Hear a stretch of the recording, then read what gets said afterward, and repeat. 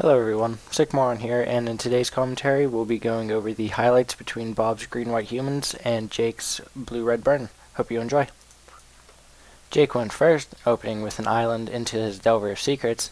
He then passed the turn to Bob. Bob plays a Razor Verge Thicket and passes the turn.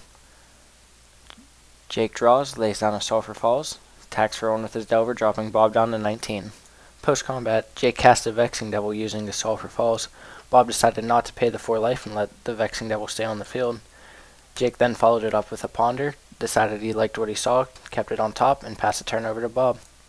Bob then started his turn by drawing. He then decided to lay down a Forest and used both of his mana to cast a Gather the Townsfolk. After that, he decided to pass the turn to Jake, who revealed a Ponder to flip his Delver of Secrets and turn it into an Insectile Aberration. Jake then played an island before he attacked with the team. Bob decided to chump block the Vexing Devil and only take 3 from the Insectile Aberration.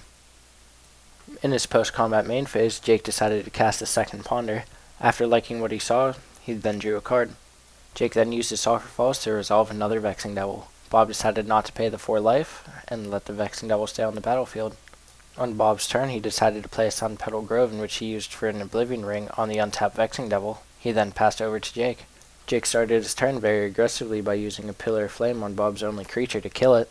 After killing Bob's creature, Jake then decided to swing with the team, knocking Bob down to 9 life. Jake then decided to pass a turn to Bob. After untapping, Bob laid down a Plains. Bob then used 3 of his 4 mana to use an Oblivion Ring on Jake's Insectile Aberration to minimize the damage. At the end of Bob's turn, Jake decided to play a Snapcaster Mage. Jake then started his turn by laying down a Mountain. He then swung with his team, knocking Bob down to just 3 life.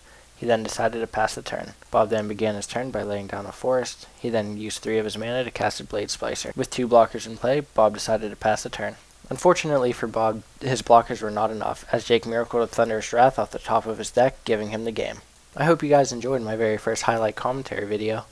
In this part of the video, I'm asking you as the viewers for any kind of feedback you have.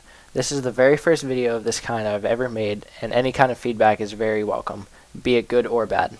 Whether you liked or disliked the video, please leave the appropriate rating below. Regardless if you liked or disliked the video, please leave a comment below. It only takes a couple seconds to let me know your opinion. Don't just say you disliked it, let me know why you disliked it. If you liked the video, please do the same. Lastly, let me know what else you guys would like to see. If you want more deck tech videos, I would love to make those because I have a lot of fun and I believe I have pretty good interpretation on what's good and what's bad and the reasonings why. I could also make videos like this as well. I plan on making more of both in the future. Now that I'm done with all of my rambling and asking for your opinions, this is a part of the video where I'd like to thank you for watching, and I'll see you next time.